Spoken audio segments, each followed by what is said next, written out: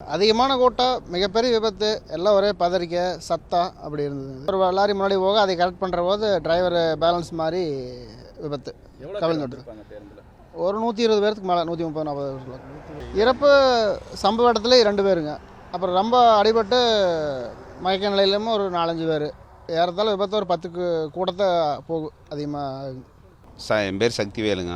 இந்த விபத்து வந்து கூட்டம் கல்லூரி மாணவன் அதிகமாக வந்ததுனால தான் இந்த விபத்தே நடந்துக்குதுங்க. ஓவர்லோடு அது முந்தி செல்ல இது வண்டியால் வண்டி அப்படியே அப்சைட் ஆகிடுதுங்க.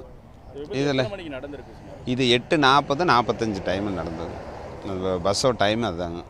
8:30 மணி 8:30 40க்கு மேலே. பேருந்தில் வந்து மக்கள் எல்லாருமே சேர்ந்து பூரா எல்லாருமே சேர்ந்து இது பண்ணதாங்க.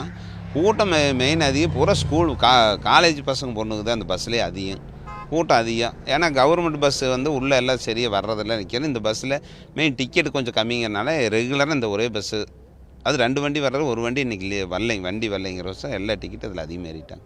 இப்போ அடிப்பட்டதில் எந்த அளவுக்கு நீங்கள் தூக்கி அவங்க அனுப்பிச்சிருப்பீங்க? அந்த விபத்தில் இருந்த மக்களுடைய மனநிலை எப்படி பார்த்தீங்க? மனநிலை இங்கேயே இல்லை, நம்ம அதை ஒன்று கண்ணில் பார்க்கலே யாரும் முடியாது. ஆனால் கீழே உள்ளே சிக்கி எல்லாம் இது நம்ம அதனால் நிறைய கை துண்டாயிடுச்சுங்க. பூரா சைடு இருந்தும் பஸ் இழுத்துட்டு வந்துடுச்சுங்க. அதனால் பூரா பிள்ளை பசங்க தான், வேறு யாருமே மற்ற பெரியவங்களுக்கெல்லாம் இதில் உள்ள இல்லை. 90% பூரா காலேஜ் பசங்க தான் பூரா. இந்த பகுதியில் அதிகமாக விபத்து நடக்கின்ற ஒரு பேரும் சொல்கிறாங்க பலகொண்டம்பாளையத்தில். அதை எப்படி பார்க்குறீங்க? அது விபத்து சின்ன விபத்து பெரிய விபத்து நடந்தது தாங்க. நம்மவுமே யாருமே இது பண்ண முடியாத அளவுக்கு. ஏன்னா மெயின் எல்லா பக்கமே வந்து கவர்மெண்ட் பஸ் உள்ளே வந்துட்டு போனால் கொஞ்சம் கூட்டம் குறையலாம்.